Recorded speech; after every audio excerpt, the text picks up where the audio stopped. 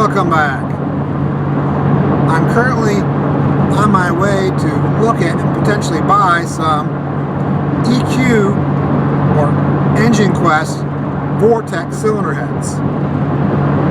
And I found them on Facebook Marketplace at a pretty good price. And then I negotiated a little better price.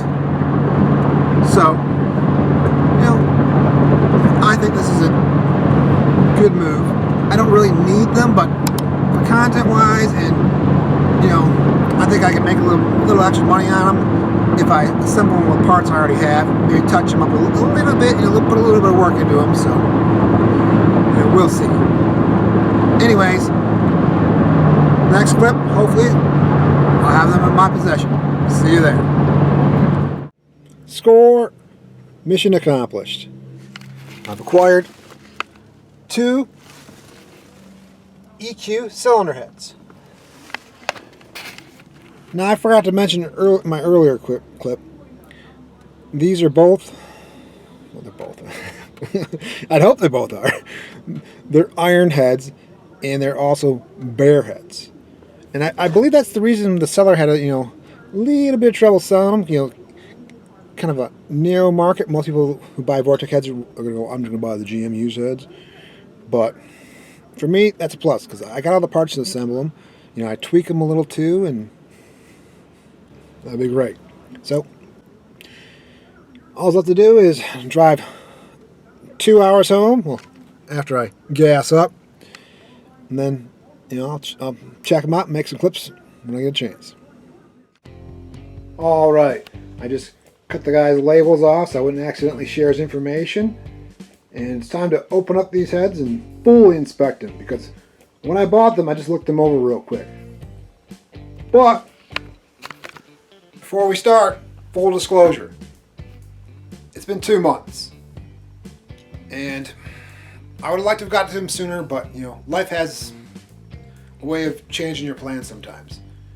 Now, when I inspected them, there was some very light rust on them. It was mostly on the decks.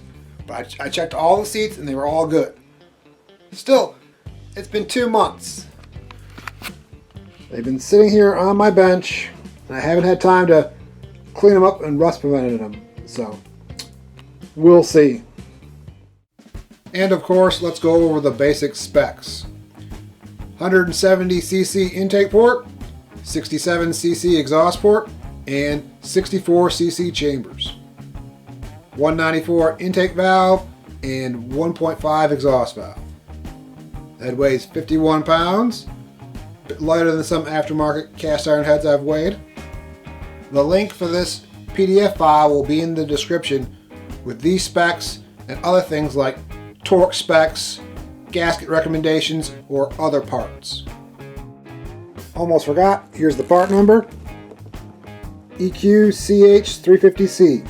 These are replacement Vortex, or improved replacement Vortex for 602, 906 heads. I'm not sure what the 721 is, but and they were made in March 2017. The guy did say he bought them a few years back. Oh, and they were cast in New Zealand. So here we go. Okay, let's begin. Right off, I can see there's a little bit of rust on the valve cover rail. It's not too bad, very light, no big deal. Everywhere else inside the machine surfaces look fine, the casting looks fine. All the inside wet oil area is fine. Of course, there's the EQ logo and part number. But there's some kind of weird hairs. Like there's one right over here. I don't know what these are. Is it cardboard or something? Whatever they are. No big deal. They're bare heads. It should be intended that you're going to clean them up before you assemble them. So that's no big deal. This head over here, valve cover rail looks better. This looks more like dried oil to me right here and over here. But otherwise, less rusty on this one head. So, of course, they got screw-in studs instead of the pressing studs. That's it's awesome. Generally, you see that with most aftermarket heads anyway. So, like I have some some at Vortex, they're, yeah, I think right there, they have screw and studs as well, but these and those would still need to be machined a bit more for guide plates, you know. They're just a little taller. Well, let me flip these suckers over and we'll check out the other side. The intake flanges look good. A little bit of very light corrosion starting down here. Otherwise, they look good, and in the ports they look good. Although right here, on this one head, I don't like these casting lines right here. They go into the flange. And it's like that on both sets of ports. That's not ideal, but also on this head, over here on the exhaust side, I saw something similar. Yeah, right there. There's a bit of a casting line that goes into the flange again. Not ideal. I mean, there's a few spots, maybe right there where the flange is a little thin. There. I'm not sure that's just typical. Yeah, it seems the same on this head. It's just how they are, I guess, for that spot.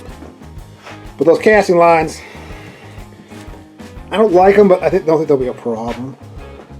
There's still, you know, plenty of meat for the gasket right there between them. Anyways, good news in the decks is they're not really worse than what I remember. This one's the least bad. You can see it right here. Turn this one, bang them in together. Right here, it's not ideal, but it's very light. So that I think that can clean up pretty good. I've seen much worse and cleaned up much worse and ran it no problem. Just depends on what gasket you're going to use. You don't want to probably use a shim gasket. You want to use something like a Velcro Permaseal or like a composite, something that's going to conform a little. The other head, it looks worse there, but you know, over there is better. And this end matters, I think, a little more because there's more holes and passages. This is probably a little less because you got to remember the fire ring's going to be right in here, so it's not going to be too bad. And this will be all, you know, gasket, you know, just regular gasket. So again, I wouldn't use a shim style gasket with these heads unless they were, you know, decked, and you wouldn't need to do much. You just need a light surface on them. It's not a big deal. Oh yeah, here's another casting flaw on the same head that has those other issues, like a booger in the chamber right there. They have to be ground out, but all the seats look, you know, rust free. Even inside the guides are nice and rust free. So I mean, we're good where it matters. Listen, I'm not worried about that or that. You know, I'll clean them up and get a better look at them later. But for now, they're good enough. I did notice this machine right here for the push rod holes. It's almost like they were saying they were just like, you know, they were prepared for you to open them up because they kind of like machine it, but not all the way. Like you guys can do the rest of the work. So they got those small holes, which if you're going to use, you know, a 1/6 rocker or whatever, you definitely want to open them up. So it's like you kind of have a little bit of a guide to go a little bigger right there. It's just kind of interesting. It's not there in the middle ones. That's, you know. Also, you know, push rod clearance. So if you're going to pour them, you definitely have to watch out for that you know,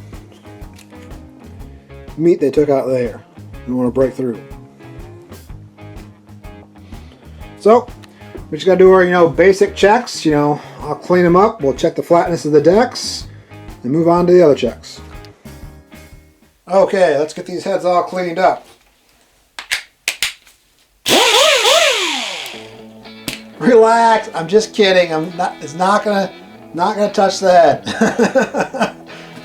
I'm gonna use a very mild, fine wire brush. I've already tested the spot and it's working good.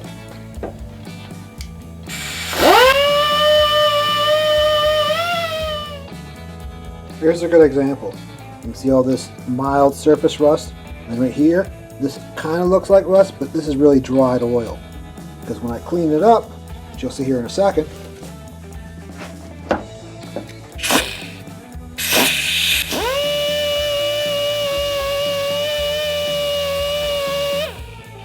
there's nothing there now. But when I clean up a spot where there's mild rust,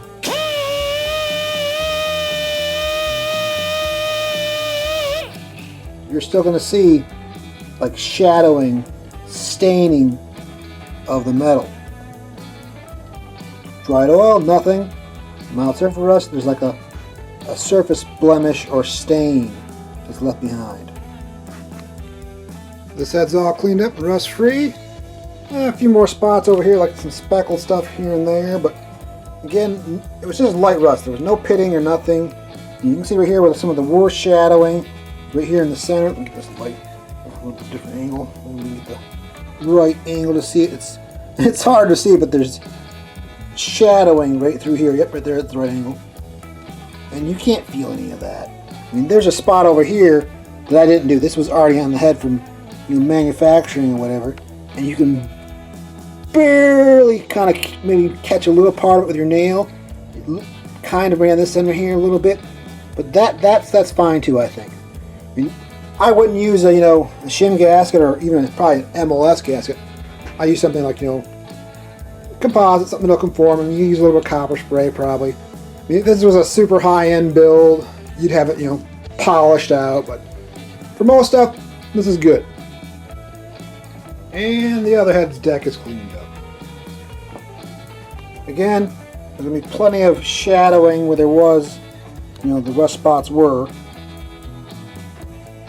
But nothing you can really feel. Although I would say there's a few spots where there's some very minor pitting. It's kind of hard to see. It's going to be really hard to get the right little speck right there. And a couple specks right there, but I mean, I've seen worse. I mean, actually, there's worse on this head. Again, there's that spot between. Get the light out of the way. There's that line, kind of at the right angle. You can see. It's hard to see, but there's that dotted line across there, and this one over here, you can see it much easier. Right, I had it. It's there. There it is. You can see it. And there's a couple other spots. Like here's a spot over here. Oh, this dang lighting is right there. See that spot right there on the? That's a nice little groove, but it's not a bad area. It's fine. This one over here, though, is a nice gougy line right there that you can catch in your nail. Definitely catch that, and that's in fire ring territory. So this one right here, might need to get serviced anyway, but I've at least taken care of the rust for now, and it's not going to get worse. Still, we'll see. I mean, for anyone interested, these are the brushes I commonly use. There's some Dremel stainless steel brushes. I use them for cleanup. They're very fine. I clean rusted machine surfaces with them, and on other heads plenty of times before. So there's the part numbers if you're interested. Well, this one you can see a little better there. But that's it for now. Grab me some lunch and I'll get to inspecting these heads. Well, I started to do my flatness check, and here's another good example. It's right there. There's the sizes I've been. Lighting. There you go. The sizes. And right here we got a 3.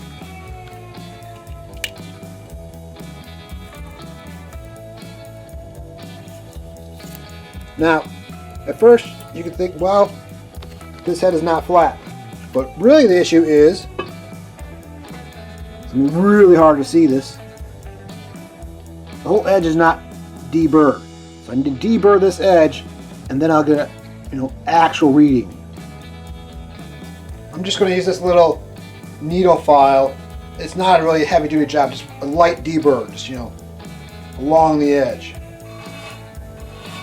I'm not removing a lot, just taking off that edge so I can get a good reading. Good enough. Alright, both heads check out flat. This one, the sides weren't as bad, but they still need to be deburred mostly on this end.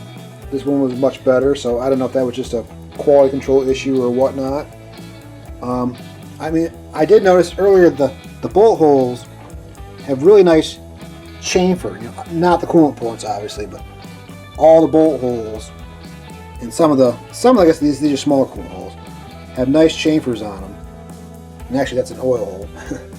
So that was kind of surprising that you think they get those edges too. But as I said, they're both flat. I didn't get past the the one on get the freaking focus. There it goes. Sorry, lighting is such a big deal. I didn't get past the one on either of them in any spots. There was a time where I thought I was getting here, but I just had to wipe the center off real quick with a rag, and it was good. So clean your head, deburr the edges, check for high spots. Always feel it. And if you have to deburr, you just gotta lightly do it. You don't have to go nuts. Just something like the small little needle file. But on to the next checks. Oh, one sec here. I did notice this too. There's some nasty casting flash in there, which this is the head that has the chunk here and also the spot on the exhaust port. I think this is those casting lines on the runners. So I would say this is the not greatest head. I mean, you can see that stuff down in there. It's just probably pretty loose. Probably can knock it off right there. Yep, see? Right there. So not a big deal, but still something you gotta check and look over anytime you get new heads. Even if they're assembled, you gotta take them apart and inspect them, because there's stuff like that you can just easily remedy and knock off, because you don't want that coming loose in your engine. But as I said, on to the other checks. Next up is threads. Oh, there's a few other things I'd like to point out real quick. These heads have a thicker deck than Vortec, so they're less crack prone. They have hardened exhaust seats, so they're seat inserts possibly, or whatever they do to harden them. And they have redesigned water flow, so they better thermal conductivity or whatever, disperse the heat better heat management. Also, I noticed over here they got a little bit of a thicker casting in the center, almost like they want you to put center bolts, if you want to change the bolt pattern maybe. Although over here on this end, not so much. So I don't know. I've heard of people adding center bolts to the Vortec head, so maybe that's just for that. Whatever. Anyways, they're good enough heads. Oh, and I do want to point out too, if you think this is bad, check out my cylinder head surface video. You won't believe what some machine shops actually do and call good. Quick note before I flip this head to continue my thread check. The rocker studs are through on the intake, so you definitely want to use a thread sealer. Another quick note on the plugs. The threads in these two need to be blown out. First I thought they might need to be chased, but they just had some junk on them. Quick shot of air, and they're good enough. Although they're a bit shallow, which I'd rather be shallow than sticking out, because it's nothing a grinder can't fix. You just grind it back a little, no big deal. Oh, and these are, if I can get it out here real quick, these are the long chamfer threads, like modern Vortex, stock Vortex use right here. Not the short style that people accidentally use sometimes. So you'll make sure you use the correct plug, because otherwise you're not going to get it in there, and that'll cause you, slight issues, especially carbon buildup in those threads, and I've seen that before. So make sure to use the correct plugs. Again, chamfered plugs, not gasketed plugs. And both heads pass the thread checks. They are all good. Although I did want to show something real quick before I flip the head around. I noticed this over here on the intake flange. There's these chatter marks right here, but more importantly, right over here above the intake ports. You can tell it's from right, here where they're deburring. I got away from it. Right there. The other flange has some, funky mark right here. Not a big deal. It's plenty far enough away not to be an issue, but they're guy. And this is the good head. This is the one that has the casting issues. So I guess they both have their minor issues. Oh, and in case I forget to mention it later, there's no EGR, crossover, heat crossover passage, whatever you want to call it, on these heads. You just got this here, so you don't have to worry about that. before we move on to the final check of the valve seats, well, I still got to measure the throats too, but anyways, I want to point out a couple things. And that is, the valve size is the same as GM Vortec. 194 intake and 1.5 exhaust. And also, I do believe I have a picture that was supposed to be EQ Vortec, and the guy boss looked different. You can see right here, this is like machined down, and the picture I had wasn't, which I'll throw it up now. I can't be 100% sure if that was EQ heads. I have it marked as EQ in my files, but I just, this is my first actual set of EQ heads, so I just thought it was interesting, and maybe someone else knows. They can let me know in the comments. Anyways, on checking the seats. Oh, and I'll be using fresh gloves because handling iron heads is dirty. So, clean gloves, clean valves. Oh, where's my guide brush? I can clean out those guides too. Right there. Just check the first cylinder, and the pattern's a little higher on the valve than I like. You can see right there. I had to try the intake twice to get a good mark because it was just, I guess it was too dirty in the seat. But you can see these valves over here, the same exact size I checked in the Summit heads. They're a little bit of Sharpie above, a little narrower on the intake, and these are, I don't know if I can see this, show this too well. Oh, there's a little focus. These are the same exact Manly valves. Now, these are actually the valves that came with the Summit head. Same as those. I just, took a clean set because those are kind of dirty, and I was like, yeah, I'll be lazy and just grab another 2 valves and check this head. Which I'm glad I did because you can compare the patterns.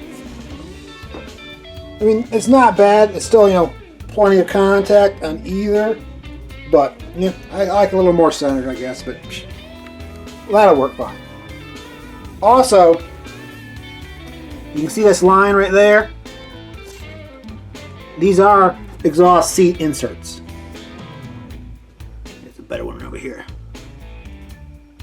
See that definite line right there. So they are inserts. Oh well, back to checking seats. Fun stuff. Got 7 more cylinders to go. Oh, and before I do that, these guides are pretty dirty. I even wiped them out with the brush, so I'm going to clean them up again real quick and run them through a few more times. So, cast iron, dirty stuff. Yuck. So dirty. It's probably time for me to take this brush inside and actually wash it off, but good enough.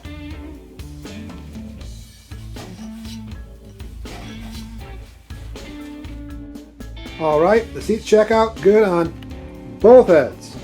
All good. They look nice and consistent. Same pattern on, cylinder to cylinder throughout each head. Now, of course, I always oil my valve stems before I check them. But this time I had to make sure to wipe them off after each time too, to get that gunk off there. And these aren't my first iron heads. I've checked those Summit heads and I didn't have to wipe the stems off. Sportsman 2 heads, some other Vortec heads. Yeah, I think that might be there. And it was just, they're dirty, so clean these EQ heads good. At least the bare ones. I mean, I assume the Simba ones are clean, but you know what they say about that.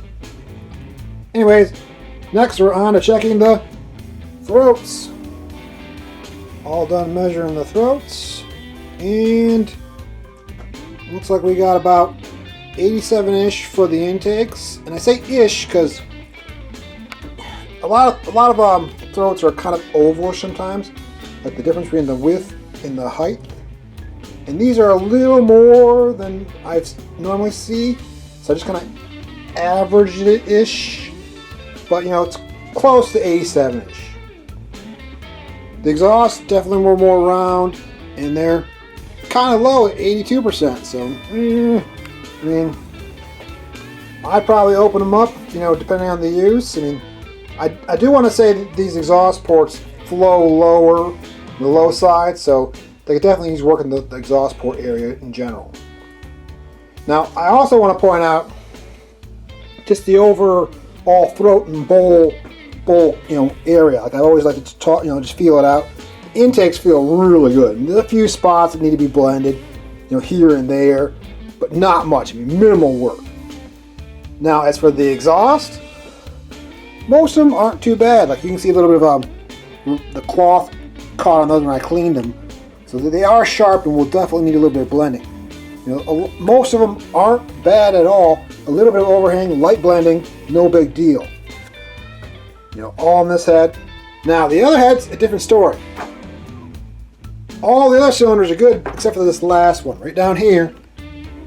There's a nice huge lip right here. You can see that machined area is definitely more than on the other heads, the other ports on the other head.